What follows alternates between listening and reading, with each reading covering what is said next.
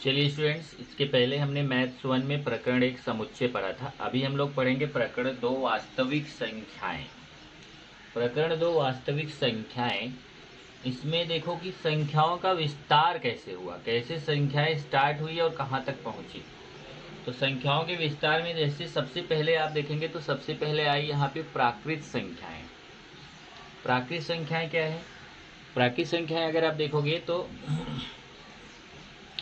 जो संख्याएं हम गिनती के लिए यूज करते हैं, गिनने के लिए यूज करते हैं, गिनने के लिए प्रयोग करते हैं, उनको बोलते हैं प्राकृत संख्याएं। अब प्राकृत संख्याएं जैसे आप देख सकते हो 1 2 3 4 5 6 7 8 डॉट डॉट डॉट ये अनंत तक जाती है, ये हमारी प्राकृत संख्याएं हैं। दूसरा देखेंगे तो पूर्ण संख्याएं। पूर्ण संख्याएं जो प्राकृत संख्याएं हैं, जब उसमें जीरो भी आ गया उसके साथ तो उसको पूर्ण संख्याएं बोलते हैं। प्राकृत संख्याएं को n से प्रदर्शित करते हैं, पूर्ण संख्याएं को w से प्रदर्शित करते हैं। उसके बाद है पूर्णांक संख्याएं, जिसको i से प्रदर्शित करते हैं। इसमें ये जो पूर्ण संख्याएं हैं, इसमें जब माइनस वाली संख्याएं भी आ गई तो उसको बोलते हैं पूर्णांक संख्याएं। फिर आता है परिमेय संख्याएं। परिमेय संख्याएं q, इसको q से प्रदर्शित करते हैं, कैपिटल Q से। और इसका थोड़ा सा, इसमें संख्याओं को अगर आप देखें तो संख्याएं, इसमें बहुत सारी संख्याएं हैं जिसको हम बोल सकते हैं कि जो बटे के रूप में संख्याएं, जैसे p/q, जो बटे के रूप में संख्याएं होती हैं, वो सारी संख्याएं जो हैं वो परिमेय संख्याएं हैं। तो आप बोलोगे सर ये सब संख्याएं परिमेय संख्याएं नहीं है, फिर क्योंकि ये तो बटे में नहीं है। तो ये बटे में नहीं है, फिर भी ये भी परिमेय संख्या है। क्यों? क्योंकि सबके बटे में एक छिपा हुआ है। सबके बटे में कितना छिपा हुआ? एक। जैसे यहाँ पे 1/1, 2/1, 3/1, 4/1, 5/1। ऐसे यहाँ माइनस में आएंगे तो -4/1, -3/1, 0/1। तो ये संख्याएं भले ही आपको बटे में नहीं दिख रही, पर ये बटे में हैं, इसलिए ये सारी संख्याएं परिमेय संख्या के अंतर्गत आती हैं। तो p/q के रूप में होना चाहिए। यहाँ पे देखो क्या लिखा है कि pq घटक है i का। मतलब p और q की जगह ध्यान रखना है कि i की जो i है, i में देखो माइनस वाली संख्याएं हैं, 0 है, प्लस वाली संख्या है। तो यही संख्याएं p और q की जगह पे आ सकती हैं। p और q की जगह पे केवल यही, या तो p और q की जगह पे या तो माइनस संख्या ले सकते हैं, या प्लस संख्या ले सकते हैं, या 0 ले सकते हैं। लेकिन q is not equal to 0। लेकिन q की जगह पे ध्यान रखना है कि 0 नहीं ले सकते। अब ध्यान देना यहाँ जरा कि इसका मतलब p की जगह हम माइनस वाली संख्या भी ले सकते हैं, 0 भी ले सकते हैं, प्लस वाली संख्या भी ले सकते हैं। लेकिन q की जगह पे हम 0 नहीं ले सकते। q की जगह पे केवल माइनस वाली संख्या ले सकते हैं और प्लस वाली संख्या ले सकते हैं। ऐसे बटे वाली संख्याओं को हम बोलते हैं परिमेय संख्याएं। उसके बाद अगला है अपरिमेय संख्याएं। अपरिमेय संख्या क्या है? वह संख्या जो परिमेय संख्या ना हो उसे अपरिमेय संख्या कहते हैं। अगर जो परिमेय संख्या नहीं है उसको अपरिमेय संख्या कहते हैं। अपरिमेय संख्याओं को अगर हम दशमलव रूप में परिवर्तित करें तो अखंडित अनावर्ती होती है। अखंडित अनावर्ती का मतलब क्या हुआ? अखंडित मतलब वो कभी खंडित नहीं होंगी, वो कभी कटेंगी नहीं। और अनावर्ती मतलब उसमें कौन सी संख्या आएगी वो हमें पता नहीं होता है। और अपरिमेय संख्या को q डैश से प्रदर्शित करते हैं। परिमेय संख्या को q से प्रदर्शित करते हैं और अपरिमेय संख्या को q डैश से प्रदर्शित करते हैं। उसके बाद है खंडित दशमलव संख्या। खंडित दशमलव संख्या क्या होती है? दी गई परिमेय संख्या के हर का गुणनखंड करो। ध्यान से समझना, अगर आपको पता करना है कि वो संख्या खंडित है क्या खंडित है, तो आप क्या करो, जो उसका हर है, हर क्या होता है? अंश बटे हर। जो नीचे वाली संख्या रहती है, जैसे p/q में q को बोलेंगे हर। q क्या है? हर है। तो बटे वाली संख्या जो हर होती है, हर के हमें गुणनखंड करने हैं, छोटे छोटे गुणनखंड। अगर उस गुणनखंड में हर में केवल 2, 5, 2 तथा 5, मतलब केवल या तो 2 दिखे या केवल 5 दिखे या 2 और 5 दोनों दिखे, 2 और 5 को छोड़ के कोई और संख्या अगर नहीं दिख रही है तो वह संख्या खंडित संख्या होती है। और अगर 2 और 5 को छोड़ के कोई दूसरी संख्या दिख गई उसके गुणनखंड में हर में, तो वह संख्या अखंडित होती है।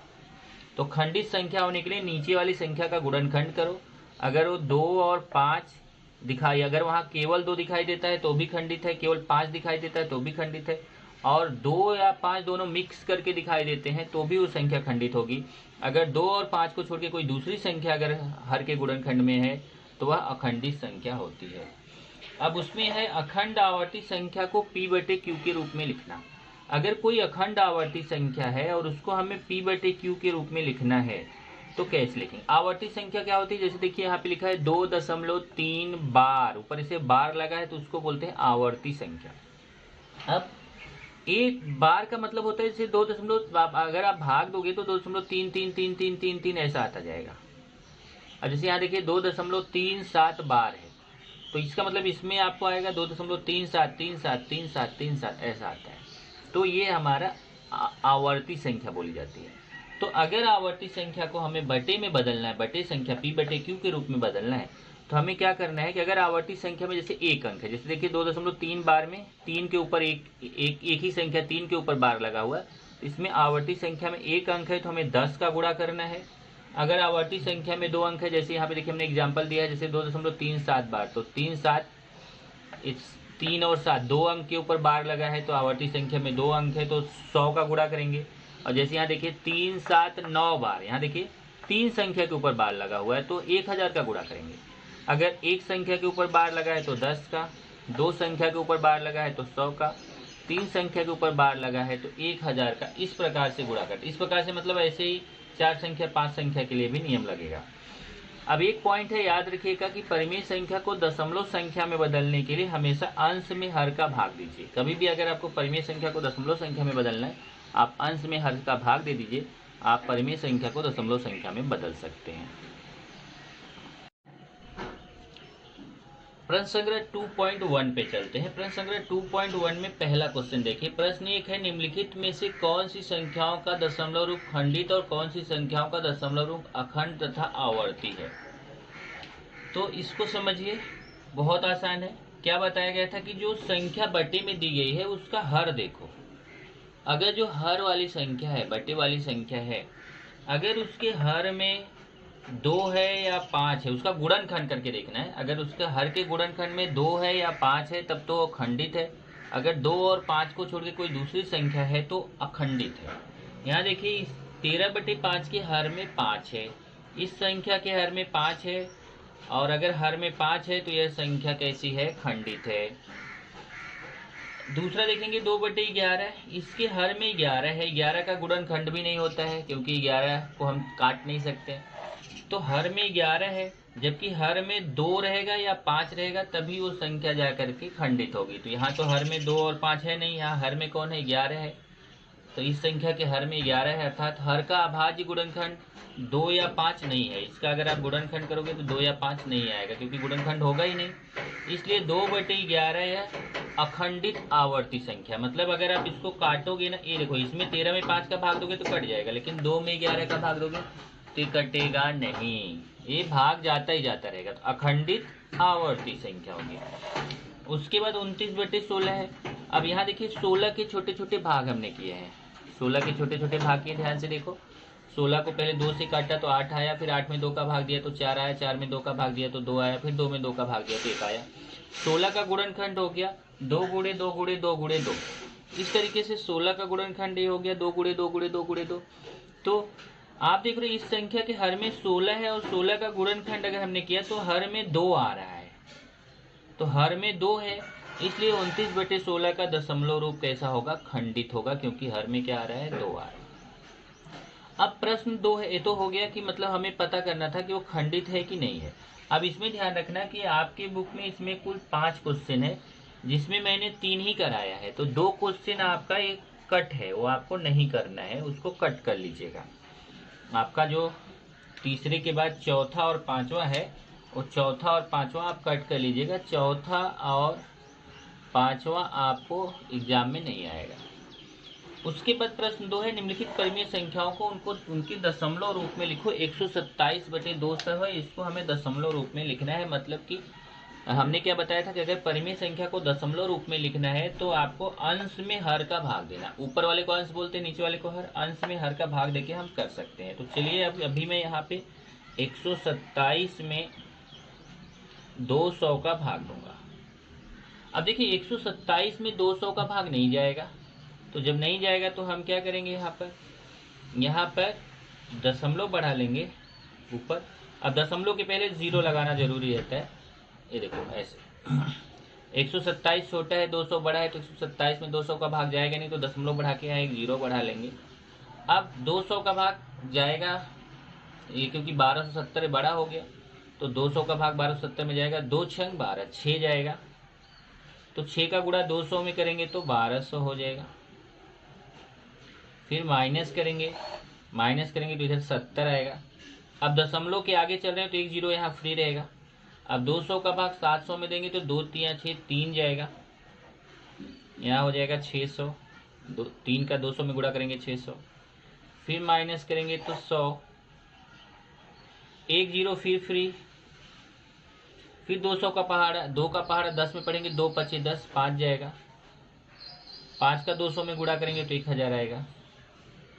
और इस तरीके से ये आपका यहाँ पे भाग क्या हो जाएगा, खत्म हो जाएगा। आप माइनस करोगे तो ये आपका भाग यहाँ पे खत्म हो जाएगा, मतलब 0 0 0 0 ऐसा आएगा माइनस करने पे। यहाँ पे आपका भाग खत्म हो गया। इस तरीके से 127/200 का दशमलव रूप हो गया 0.635। यहाँ पे हम उत्तर लिख देंगे। उत्तर में लिखेंगे 127/200 का जो दशमलव रूप है वो कितना है, 0.635। इस तरीके से अगर आपको बोला जाता है कि परिमेय संख्या को दशमलव रूप में बदलना है, तो इस तरीके से भाग दे दीजिए और भाग देके उसको दशमलव रूप में आप बदल सकते हैं। 99 25/99। तो चलिए अभी 25 में 99 का भाग देते हैं। 25 में भाग देंगे 99 का। तो अभी देखिए यहाँ पे भी वही है, 25 जो है 99 से छोटा है, तो हम 0 भाग ले जाएंगे और 0 का 99 में गुणा होगा तो 0 आएगा। यहाँ माइनस करेंगे तो 5 में से 0 गया 5, 2 में से 0 गया 2। अब यहाँ दशमलव बढ़ा के एक 0 बढ़ा लेंगे। अब इधर जो 9 है ना, 9 का पहाड़ा 25 में पढ़ेंगे। 9 का पहाड़ा किस में पढ़ेंगे, 25 में। तो 9 त्रिक 27 ज्यादा हो जाएगा, तो 9 दूना 18। 9 दूना 18। इसका मतलब क्योंकि 9 त्रिक 27 होगा, देखिए 9 का पहाड़ा इस 25 में पढ़ के अंदाज लगाएंगे कितना भागफल जा सकता है, तो 9 त्रिक 27 ज्यादा हो जाएगा। 9 दूना 18, 2 भागफल जा सकता है। तो मैं 99 में 2 का गुणा करके चेक करूंगा। 2 9 18, 2 9 18 1 19, 198 आएगा। तो 198 जो आ रहा है 250 से कम आ रहा है, तो सही है। तो भागफल चला गया 2 और यहाँ आ गया गुणा करने पे कितना है, 198। ये माइनस करेंगे, 10 में से 8 गया 2, यहाँ 4 बचा 14, इधर से 1 लेगा 14, 14 में से 9 गया 5, 9 5 14, 52 आएगा। और क्योंकि दशमलव के बाद चल रहे हैं तो एक 0 यहाँ फ्री रहेगा। अब 52 में 9 का पहाड़ा पढ़ेंगे, 52 में 9 का, 9 त्रिक 27, 9 चौक 36, 9 पच्चे 45, 9 छक 54 ज्यादा हो जाएगा, 9 पच्चे 45, 5 भागफल जाएगा। तो यहाँ लेंगे 5 और 99 में 5 का गुणा करेंगे। 5 9 45, 5 9 45, 5 50, 505 आएगा। फिर से एक बार देख लीजिए, 5 9 45, 5 9 45, 4 49, 495 आएगा। तो यहाँ पे 520 से कम है, तो यहाँ लिख देंगे 495। इसको माइनस करेंगे, 10 में से 5 गया 5, इधर 11 होगा क्योंकि 1 बचा ना, तो इधर से 1 लेगा 11, 11 में से 9 गया 2, 25 हो गया। और एक 0 फिर फ्री रहेगा, एक 0 हमेशा फ्री लेने का। अब 25 में 9 का पहाड़ा पढ़ेंगे, देखिए 9 का पहाड़ा 25, 9 त्रिक 27 ज्यादा हो जाएगा, बराबर है। तो इसका मतलब वही फिर से 2 आएगा, फिर भागफल में 2 जाएगा, देखिए फिर भागफल में 2 गया, तो यहाँ पे कितना आ जाएगा, फिर वही 198, क्योंकि गुणा करेंगे 198 आ जाएगा। फिर घटाएंगे तो फिर कितना आएगा, 10 में से 8 गया 2, 14 में से 9 गया 5, एक 0 फिर वही देखो 520 आ रहा है, तो फिर 5 भागफल जाएगा, फिर 5 जाएगा, फिर वही 495 है, तो फिर 495, फिर घटाएंगे तो फिर वही 52 आएगा, और इस तरीके से ये आता जाएगा, ऐसे करते जाएंगे। 52 नहीं 25 है, 25 आएगा, ये 25 आएगा क्योंकि घटाएंगे 10 में से 5 गया और ये 25 आएगा। ये देखिए 25, मतलब ये हर बार, ये देखिए यहाँ पे जब आप भाग दे रहे हो 0.2525, अब आगे भी ऐसे ही 252525 आता जाएगा। ये देखिए 0.25 आया, फिर 25 आया, अब फिर 25 आएगा, फिर 25 आएगा, फिर 25 आएगा। ऐसे आप भाग देते जाओ, अनंत तक भाग देते जाओ, जिंदगी भर भाग देते जाओ, कभी खत्म नहीं होगा, हमेशा इधर 25252525 आता रहेगा। तो हम क्या करेंगे, हम उसको भाग बंद कर देंगे और उत्तर में लिखेंगे, क्या निकालना है, 25/99, 25/99 बराबर 0.2525, ऐसा डॉट डॉट डॉट ऐसा आएगा बार बार। इसको हम क्या लिख सकते हैं, 0.25, ये देखिए 25 बार बार आ रहा है ना, तो 25 के ऊपर बार, क्योंकि 2525 बार बार आ रहा है तो 25 के ऊपर क्या लगा देंगे, बार लगा देंगे। समझ गया? तो इस तरीके से आपको करना है कि जो संख्या अगर बार बार, संख्या समूह बार बार आ रहा है तो फिर आप बार बार भाग देना बंद करिए, बल्कि उसके ऊपर क्या लगा दीजिए, बार। ओके, चलिए अगले पे चलते हैं भाई, तीसरे पर। तीसरा है 23/7, थर्ड है हमारा 23/7। 23 में 7 का भाग, ये तो आसान है, ये भाग आप इजीली दे सकते हैं। चलिए देते हैं, 23 में हम भाग देंगे 7, तो 7 का पहाड़ा आता है तो फटाफट भाग जाएगा। देखिए 7 त्रिक 21, क्योंकि 7 चौक 28 ज्यादा हो जाएगा, माइनस करेंगे 2 आएगा। अब दशमलव बढ़ा देंगे, यहाँ एक 0 हो जाएगा। फिर 7 त्रिक 21 ज्यादा होगा तो 7 दूना 14, घटाएंगे 10 में से 4 गया 6। अब दशमलव के आगे चल रहे हैं तो 1 0 फ्री रहेगा।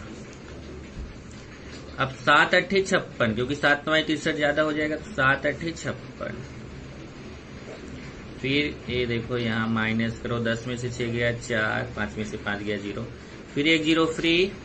फिर 40 में 7 का भाग, 7 5 35, क्योंकि 7 6 42 ज्यादा हो जाएगा, 7 5 35। फिर माइनस करेंगे तो 10 में से 5 गया 5, 3 में से 3 गया 0, फिर 1 0 फ्री। फिर 7 का पहाड़ा 50 में पढ़ेंगे तो 7 7 49, 7 7 49, 7 7 49 हो गया। अब इसको भी माइनस करेंगे तो 1 आएगा, 1 0 फ्री। ये देखिए 10 में से 9 गया 1, 4 में से 4 गया 0, 1 0 फ्री। फिर 7 का पहाड़ा 10 में पढ़ेंगे तो 7 के 7, फिर माइनस करेंगे आएगा 3, फिर 1 0 फ्री। फिर 7 का पहाड़ा 30 में पढ़ेंगे, 7 चौक 28, 7 चौक 28। फिर आ गया 10 में से 8 गया 2, 1 0 फ्री 20। अब यहाँ देखेंगे, देखिए जब आपका यहाँ देखिए नीचे घटाने पे 20 आया ना, और ये देखो यहाँ पे भी 20 आया था।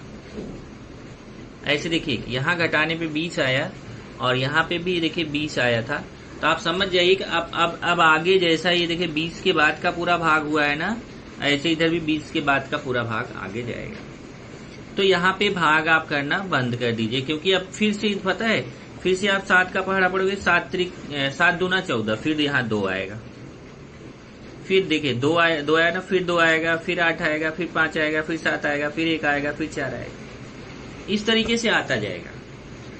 तो आपको यहाँ पे भाग देना बंद करना है और लिखना है उत्तर।